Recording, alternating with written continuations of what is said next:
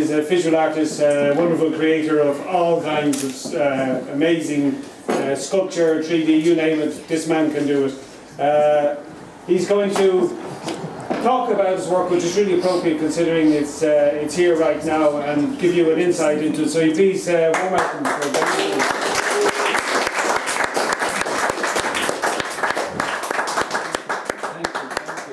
Do it here. Thank God I can sit down. Tracy, I might just run over 15 minutes now that I'm sitting. I gave an opening speech on the opening night, and I just want to run through what I said for the benefit of those people that weren't here on the opening night.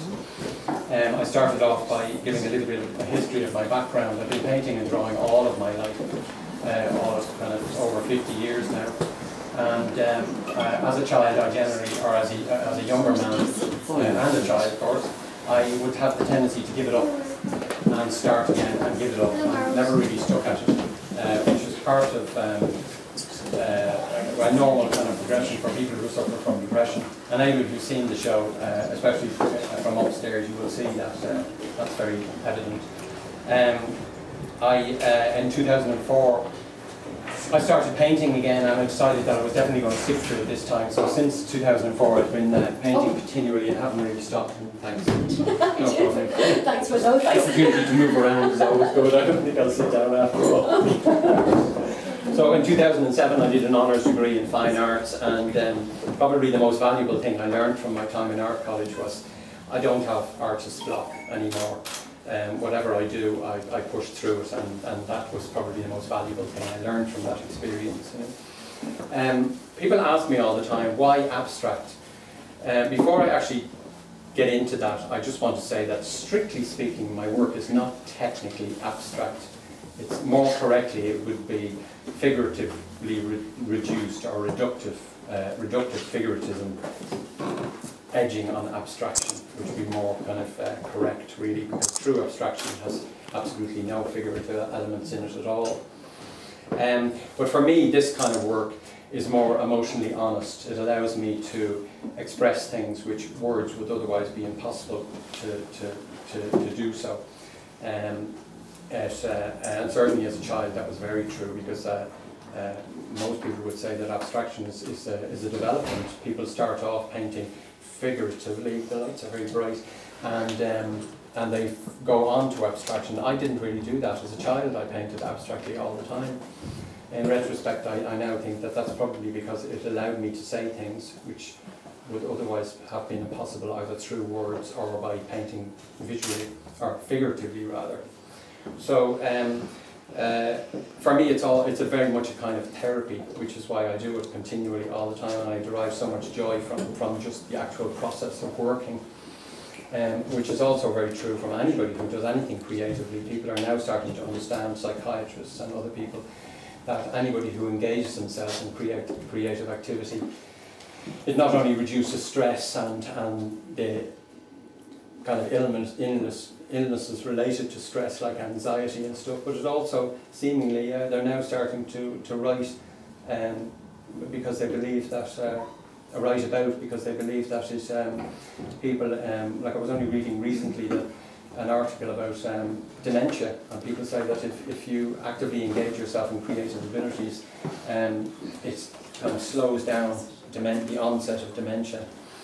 They haven't come to any full conclusion about it, but certainly the benefits of art making are there for all to see. So in that way, it's very good for your health. It also helps with silencing that voice in the back of your head, which is continually telling yourself that you're not good enough, or you're doing it wrong, you know, which we all can relate to, and we all have that voice. And of course, as well as that, is abstract work in particular. Maybe not more so, but certainly in my case anyway, and it certainly has been my experience that abstract work bridges that cross between the individual and the universal mind. So people that look at the work, they have their own individual response to it, which is very individual to them and completely different to anybody else's response, which is, you kind of get more so with abstraction than with any other kind of work, you know. So my process my process, I spoke a little bit about my process at the opening, and didn't really go into it in any great depth. My process is really, for me, the process I actively engage myself in is where I step out of my own way and allow a voice. Some people call it Buddha, some people call it God, some people call it guardian angel, some people call it your higher self. You can call it whatever you like, it's all the same thing. It's something moving through you which you otherwise might block because of your conscious mind, and the conscious mind tends to be quite judgmental. We now understand that the subconscious mind is actually up to maybe 1,000,000 times more powerful than the conscious mind. So actually, when we think we're making conscious decisions, we're not actually making conscious decisions. Our subconscious has already decided what those decisions are, and our conscious mind is just actively playing them out. So I actively engage in allowing my subconscious to come through the work in a process of layers. Like, take for example, this piece started out as a landscape, and even though there are no landscape elements visible in it now at all, because I allowed it to become what it wanted to become. In other words, I didn't stand in judgment about what it should be and what it shouldn't be. I allowed myself to actively engage in the process of the work and just push and pull and lay pieces on and take pieces out and scratch and pull and push and add elements in and decide that they weren't right, or they didn't look right, or the colour wasn't right, or whatever, and I just took them off, or I painted over it, and that just continued. And in the end, after many months, it just became what it is now. So I do that a lot with my work, where, like, generally when I'm finished, a lot of the work when I'm finished it, or I feel like it is finished, it has come to some kind of conclusion, I'm not entirely sure what it is even, and I'm not even entirely sure whether I like it or not. But that doesn't really matter. I don't have to like it. As Andy Warhol says, your only responsibility is to show up at the canvas, just make the work, and let other people decide whether they like it or not. And while they're deciding and making judgments about it, make more work. So I actively engage in that process all the time and do that, and find it enormously fulfilling. The other thing which I like about my work too is that it's about the process of my work, is that I like it to be somewhat unfinished. Is the only word I can kind of come up with to describe it, even though it's clearly not unfinished. It is finished, but it has a certain rawness about it, which is like a certain kind of honesty, and therefore, because of that rawness, the discourse around it is open-ended, which is very much kind of like a metaphor for life, I suppose, you know. And I particularly like that about the process that I work with. The other thing I wanted to say too, actually, about finishing work, because I had a conversation after the opening. I had several conversations with artists, and a lot of what came up for a lot of artists is that they have a problem with that, just in relation to that artist block and pushing through and finishing work. I was just thinking about, I don't really have artist block anymore, because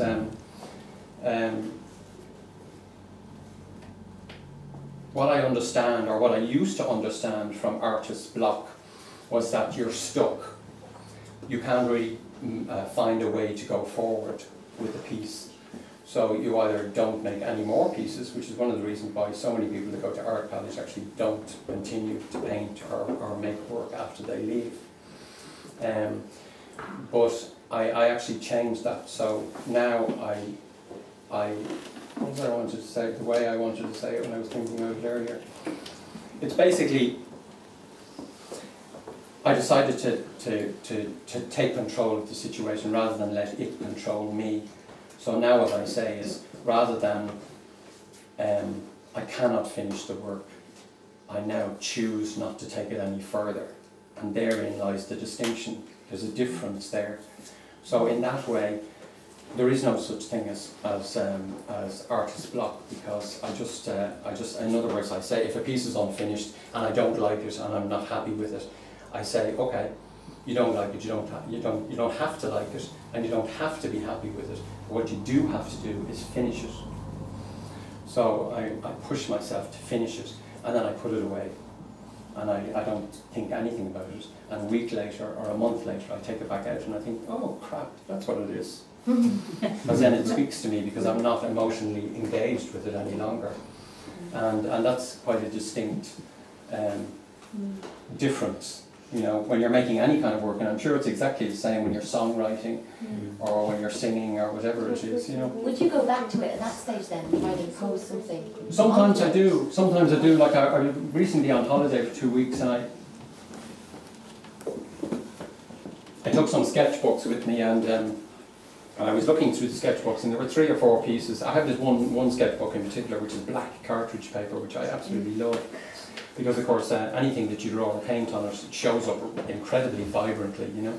And it's just my sketchbooks are very much like fun for me, you know, because I don't take them too seriously. So it allows me to go through the process or go through the exercise on a daily basis of just playing and not taking it seriously, which kind of actively loosens me up all the time, you know.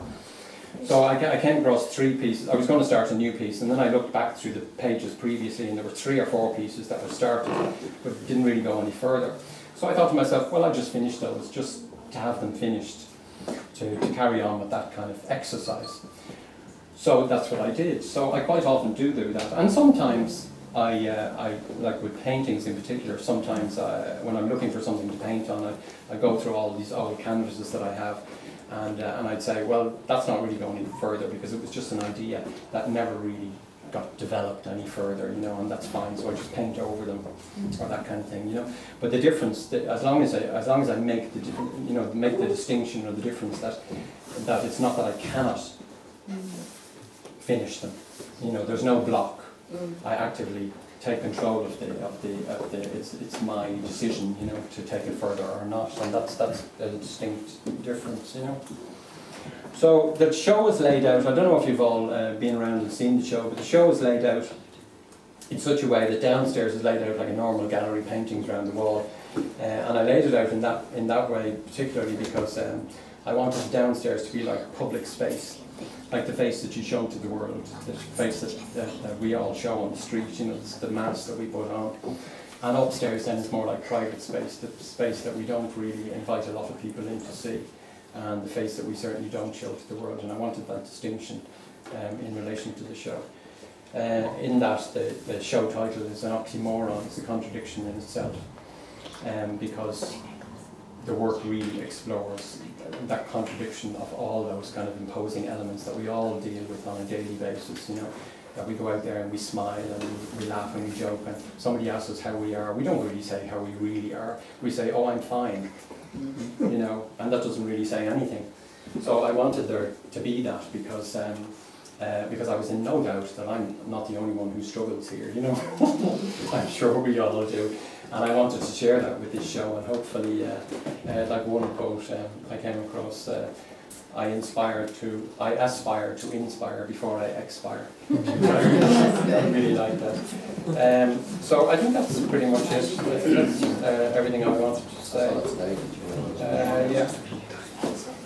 Unless anybody has any questions. I'm sure I haven't run over 15 minutes, have I? No, you're good. Anybody have anything to ask now? No. Just quickly, yes. just the idea that you bare your soul as part of an exhibition. I find that really quite extraordinary, because what you're doing is you're allowing, in a sense, your own defences to come down, and let people see you right into your past, and into all the things that have been going on for you. It's brave. Why did you want to do that? I think probably because in my own development as a human being, I got to a stage in my own development where I decided, look, I'm 55 years of age now, I'm not going to live forever. So what have I got to share with the world, to make the world a better place? The only thing I have to share is my own story, because that's the only thing that I truly own. And I thought somebody has to do it, you know, to inspire other people. Like I remember actually one of the reasons why I particularly wanted to do it was I write poetry a lot too, and I was at a poetry reading about 6 or 8 months ago, or maybe a year ago, about a year ago, something like that. Anyway, and I normally read the poetry that was all very jolly and happy, and you know, and dancing around in the sunshine like we all do, you know. And I kept all the dark stuff at home in a folder and never really showed it to anybody. And I thought, this night in particular, I thought, oh, screw this, I'm just going to throw myself off the edge. And one of those poems is upstairs. It was about depression with suicidal kind of edges in it. So I read this poem out, and at least half a dozen people said to me afterwards, "Thank you so much for giving me the permission to do that myself." And that's really why I think I chose to do that, as you say, to bare my soul, because I've nothing to lose, you know. And I'm at this stage in my own development where I'm happy with who I am. I've accepted who I am. I've accepted that this is the road that I chose to travel, and there has to be some reason for that, you know. So what a better reason than to inspire. Thank you. Thank you.